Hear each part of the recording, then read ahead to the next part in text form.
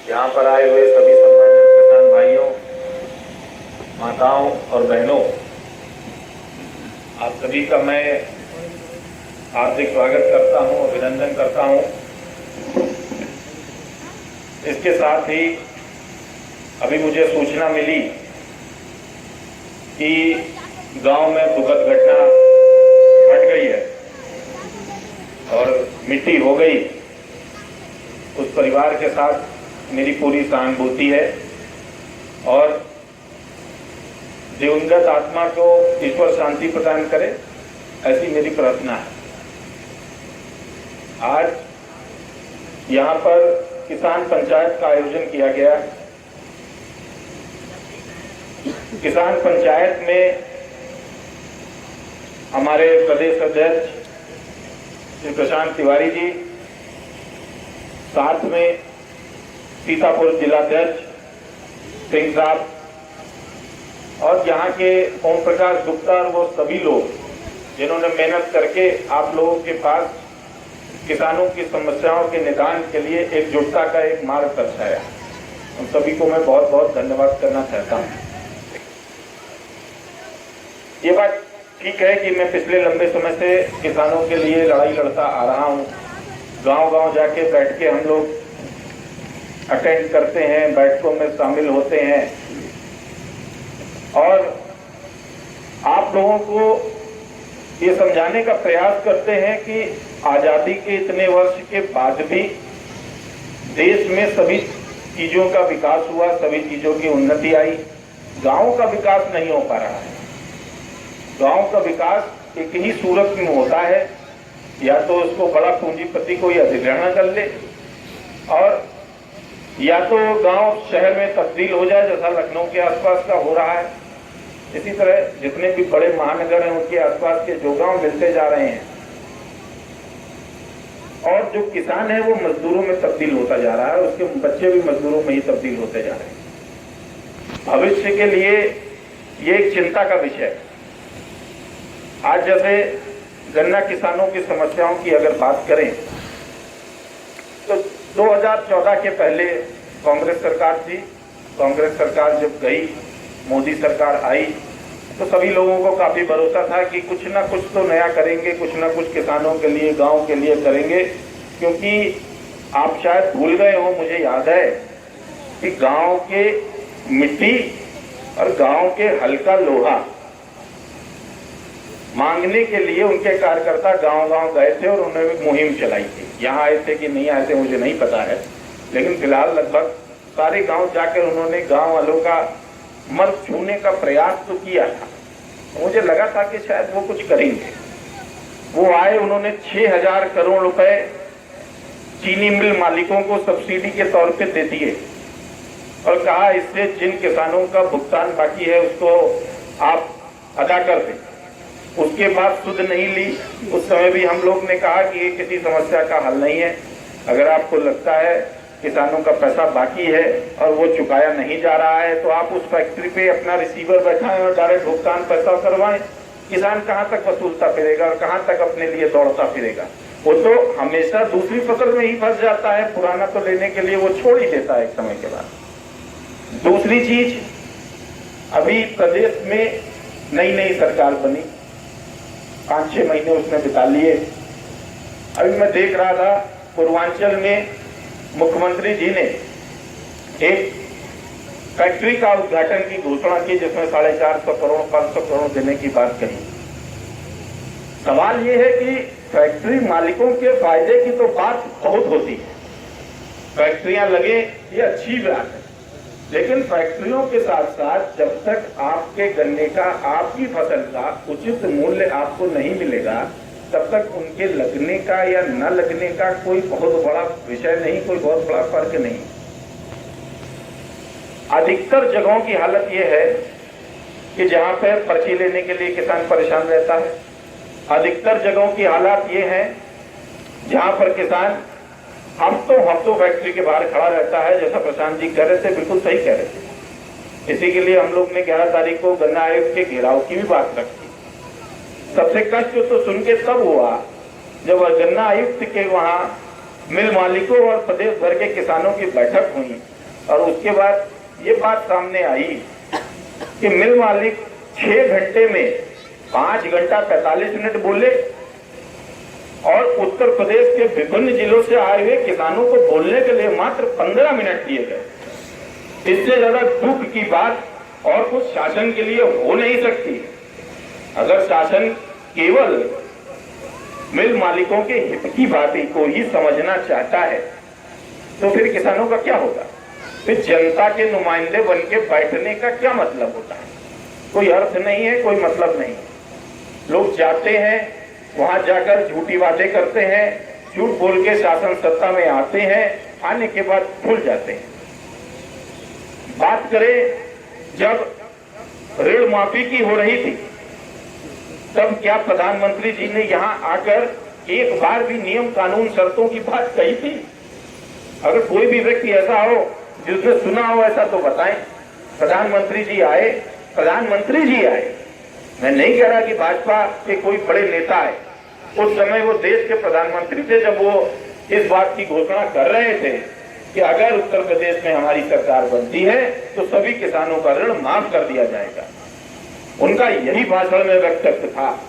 लोगों ने एक सिरे से उसको माना और स्वीकार कर लिया कि चूंकि हमारा प्रधानमंत्री कह रहा है तो प्रधानमंत्री तो झूठ नहीं बोलेगा।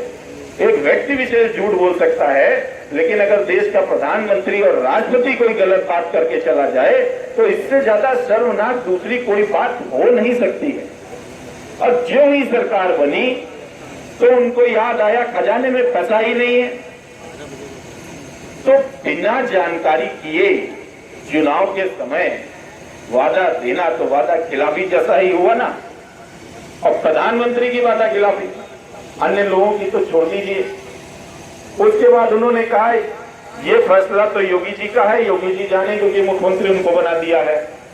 योगी जी ने कहा 1 लाख रुपए का हम, जैसे प्राइवेट लिमिटेड कंपनियां जब बीमा कराती हैं तो उसके नीचे नियम और शर्तें बहुत महीन अक्षरों से लिख देती हैं कि मैक्सिमम लोग उसको पढ़ नहीं पाएंगे और वो साइन कर देते हैं। जब बीमा लेने जाते हैं तब वो कहती है आपने देखा नहीं था क्या कि इस पे हमने ये भी लिख रखा था। ये तो ये हालत हो गई। देश की राजनीति में गरीब की, आम आदमी की सुध लेने के बजाय उनके साथ हट्टा मजाक करने जैसा अब काम करना शुरू कर दिया है। चाहे आजादी की लड़ाई हो, चाहे बदलाव की लड़ाई हो, लड़ाई हमेशा गांव से ही शुरू हुई है। और चाहे देश के विकास की ही लड़ाई क्यों ना, अगर गांव का साझीदार नहीं होते हैं लोग तो वो लड़ाई सफल नहीं हो सकती है। फिलहाल हिंदुस्तान में तो ऐसा ही है और ऐसा ही होता चला है। आप में असीम शक्ति है, आप अपनी शक्ति को पहचानिए, एक साथ खड़े होइए, एकजुट होकर खड़े होइए। परमवीर चक्र अगर उत्तर प्रदेश में किन्हीं लोगों को मिला होगा तो उसमें अधिकांश लोग गांव के किसान के बेटे ही होंगे। किसी भी व्यापारी का, किसी भी IAS IPS का लड़का बच्चा नहीं होगा जो सेना में जाके सेना के लिए थोड़ी भी मेहनत करता हो। तो चाहे देश के अंदर पेट पालने का काम हो, चाहे देश की सीमाओं पे सुरक्षा का काम हो, सारा काम आप ही लोग करते आए हैं। और आपके हिस्से की जितनी भी चीजें हैं वो बंदर बांट करके छीन ली जाती हैं। उसका कारण एक है कि आप सब लोग अलग अलग रहते हैं। कोई जाति के नाम पे अलग रहता है, कोई धर्म के नाम पे अलग रहता है, किसी की किसी से पटती नहीं है तो अलग रहता है। हमारा सिर्फ इतना कहना होता है, अपने मुद्दे पर अपना मुद्दा, मतलब किसानी का मुद्दा, जब बात उसकी आए तो आप सब लोग एकजुट हो जाओ। शहर में मुट्ठी भर ऐसे बनिए हैं जो सरकार पे दबाव बनवा के अपनी हर चीज बनवा लेते हैं। कितने हैं? 5 या 10 हजार। अगर आप यहीं से आह्वान कर दीजिए तो 20,000 किसान चल देगा। 10,000 तो मतलब एक मामूली संख्या है और लोकतंत्र में संख्या बल की ही जीत होती है। आप लोग को एकजुट होने नहीं दिया जाता है, आप लोग को संपन्न होने नहीं दिया जाता है, आप लोग को ऐसा कुछ भी नहीं करने दिया जाता है जिससे आपके बच्चे भी गर्व महसूस करें कि हाँ हम किसान के बेटे हैं। आज की डेट में पूरे हिंदुस्तान में विदेशी विदेशी विदेशी विदेशी बहुत छाया हुआ है। हम चाइना का सामान इस्तेमाल नहीं करेंगे, हम नेपाल जाएंगे तो ऐसा करेंगे, हम अमेरिका की तरह बनना चाहते हैं, हम जापान के क्योटो की तरह बनना चाहते हैं, हम बुलेट ट्रेन चलाएंगे तो ऐसे ही चलाएंगे। लेकिन कभी ये भी सोच लें कि चाइना में रहने वाला किसान कितना समृद्ध है, ये भी सोच ले अमेरिका में रहने वाला किसान कितना समृद्ध है। वहाँ के गांव जन्नत है, वहाँ जो लोग गांव में रहते हैं वो अमीर होते हैं, जो शहर में रहते हैं उनको लोग नौकरी पेशा कहते हैं। लोग छुट्टी में गांव जाते हैं तो जरूर जाते हैं, गांव को वहां छोड़ने को तैयार नहीं है। ये बात आगे क्यों नहीं बताते? इस बात को भी तो बताएं। क्या गांव की जमीनों पे अब अधिकार सिर्फ इंडस्ट्रियलिस्ट का रहेगा? गांव की जमीनें सिर्फ पूंजीपतियों के हाथ में दे दी जाएंगी? योजनाएं केवल भ्रष्ट तंत्र का हिस्सा बन के रह जाएंगी? आप उदारता ऐसे समझ लीजिए कि मैं पिछली सरकार में भी ओलावृष्टि पे और सूखा पे जो मुआवजे का पैसा आया उसके लिए बहुत संघर्ष किया, बहुत तरह। सिदौली में बहुत सारे लोगों को मिला भी है, क्योंकि सिदौली भी 2-3 बार तो एसडीएम का गिराव हुआ ही हुआ था। बहुत सारे लोगों को पैसा उन्होंने बांटा। तब भी मैंने कहा था कि अधिकतर पैसा जो है वो चढ़ जा रहा है भ्रष्टाचार की भेंट। आज इसी तरीके से जो ऋण मोचन का पैसा है ये भी इसी तरह बंदरबाट की भेंट चढ़ेगा। 1 पैसे का किसी का कर्जा माफ हो गया, 10 पैसे का किसी का कर्जा माफ हो गया, 20 पैसे का किसी का कर्जा माफ हो गया, किसी का 2 रुपए का माफ हुआ है, किसी का 2 रुपए 85 पैसे का माफ हुआ। ऐसे 200 सर्टिफिकेट तो हमने स्वयं देखे जो निरंतर मीडिया में भी है। सरकार कहती है कि वो गलती से जारी हो गए होंगे। अरे बांटने वाला अंधा है कि छापने वाला अंधा है? दोनों में से कोई एक आदमी तो अंधा होगा। छाप भी तुम ही रहे हो, बांट भी तुम ही रहे हो। मतलब इससे ज्यादा लापरवाही की आप क्या बात कहेंगे? मैं आपको कोई कागज दे रहा हूं और उसमें पढ़ नहीं रहा हूं कि लिखा क्या हुआ है, और बांट कितनों को रहा हूं? 100, 200, 300, 400, और उसके बावजूद कोई हल नहीं है।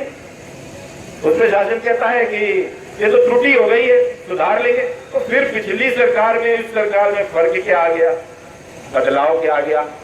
अब आप कहोगे सत्ता की भी बुराई कर रहे हैं, सत्ता की भी बुराई कर रहे हैं, आप बुराई भाजपा की भी कर रहे हैं। अब क्या? तो बुराई सबसे पहले हमने आपने। हम लोग अपनी बात के लिए ना लड़ते हैं, अपनी बात के लिए ना जाते हैं। एक मेड़ के पीछे गोली जला देते हैं, खून खसरा कर देते हैं। ऐसे मेरे पास बहुत सारे आते रहते हैं कि लड़ाई हो गई, एक दीवार उठानी है उसके पीछे बवाल हो जाता है। लेकिन आपकी योजनाओं में आपके लिए आए हुए हक कुछ लोग बैठ के बांट ले रहे हैं, उसके लिए आप क्यों नहीं लड़ने जाते? छोड़ क्यों देते? पैसा तो आप ही का है। अब बैंक में आपके नाम पैसा जमा है और आप लेने नहीं जाइएगा तो कसूर किसका? तो हमारा काम यही है कि हम आपके लिए खड़े होते हैं, हम आपके लिए लड़ते हैं। लेकिन हम आपके लिए तभी लड़ सकते हैं जब आप अपने लिए स्वयं लड़ेंगे, स्वयं खड़े होंगे, अपनी बात को कहेंगे, अपनी बात के लिए लड़ेंगे। शहर जाने के बजाय जब अपने जनप्रतिनिधियों से कहना शुरू करेंगे कि सुविधाएं हमको गांव में चाहिए, तब बात बनेगी। ऐसा नहीं है कि हम बिजली नहीं आ रही है तो हम अपने बच्चे को पढ़ने लखनऊ भेज दिए। हमारे पास यहाँ पर अच्छे स्कूल नहीं है, बच्चों को लखनऊ भेज दिए। क्यों नहीं?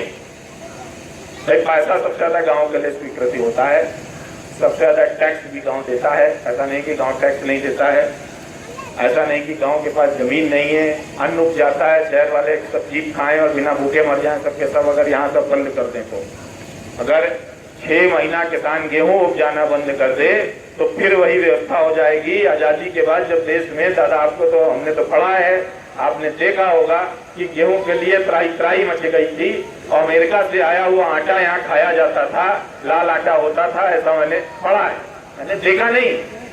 मैं सही कह रहा हूं ना? मैं वही हालात फिर हो जाएंगे अगर किसान ने किसानी करना छोड़ दिया तो छोटी छोटी चीजों को लोग तरस जाएंगे।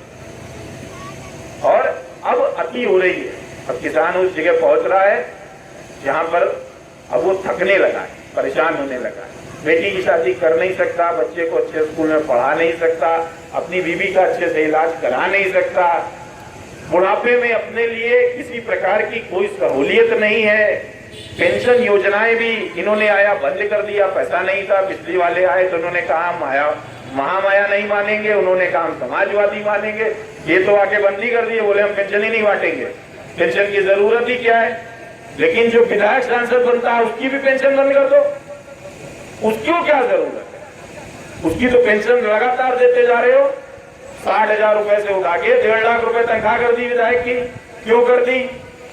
क्या जरूरत है? उसको भी 200-200 रुपए 300-300 रुपए करके बढ़ाते। 7वां वेतन आयोग लागू हो गया। 7वें वेतन आयोग में मिनिमम तनख्वाह जो है वो 24,500 कर दी गई। इससे नीचे तनख्वाह नहीं दे सकती। 8,500 रुपया एक आदमी पे कर दिया गया कि कोई आदमी इससे नीचे नौकरी पे नहीं लग सकता। लेकिन आप लोगों का क्या? आप लोगों का सिर्फ इसलिए नहीं कि आप लोग अपनी बात नहीं कहने जाते हैं, अपनी बात के लिए नहीं लड़ने जाते हैं और अपनी चीजों की कोई मांग नहीं करते हैं। फलाना आदमी आया, उसने कहा लखनऊ में रैली होनी। अब आप रैली में चले गए, रैली में जाके बात क्या हो रही है कि जापान में ये होना है और अहमदाबाद में ये बनना है और सिपाही में ये बनना है और बुलंदशहर में वो बनना था। आप रहते सीतापुर में हो, सीतापुर की कोई बात हुई नहीं, सीतापुर के विषय में कोई किसी ने बात करी ही नहीं। आप बस में बैठ के गए, बस में बैठ के चले आए, बात खत्म हो गई। क्या फायदा हुआ? क्या मिल गया? ना अपनी बात है, ना उन्होंने आपकी बात सुनी, ना आपकी समस्याओं का कोई निदान है, ना उसको करना है। इसके लिए एक तो आज तक सारी चीजों के आयोग बना दिए गए। किसान आयोग सुना है?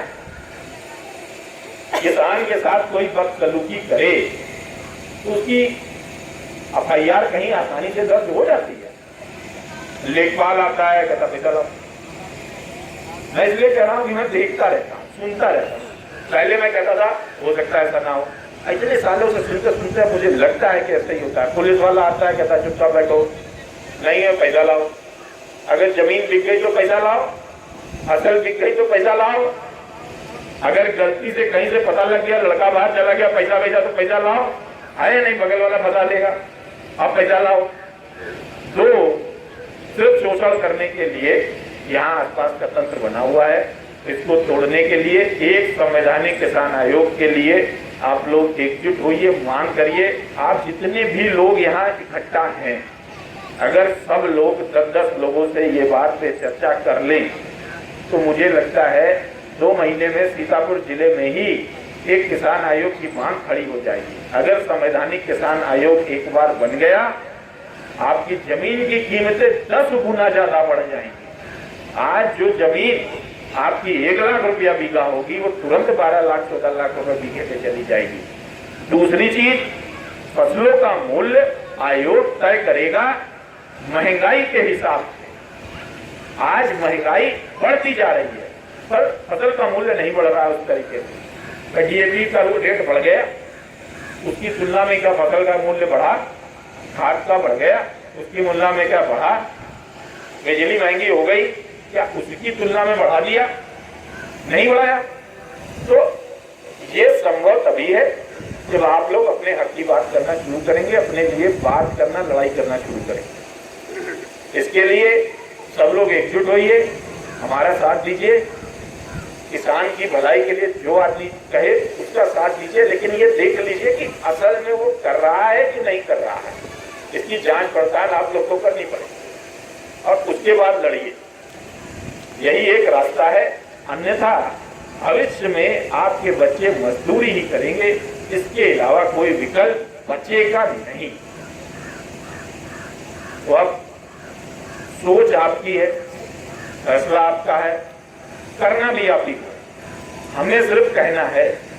हाँ, ये बात प्रशांत वाली ठीक है, अगर आप चलोगे तो सबसे आगे हम चलेंगे। अगर आप के ऊपर कोई बात होगी तो उससे पहले हम पर बात होगी। यही संगठन का काम होता है और यही संगठन के दायित्व होते हैं। लेकिन करना आप सबको पड़ेगा और बिना लालच के करना पड़ेगा, बिना ये सोचे करना पड़ेगा हमको कल क्या मिलेगा।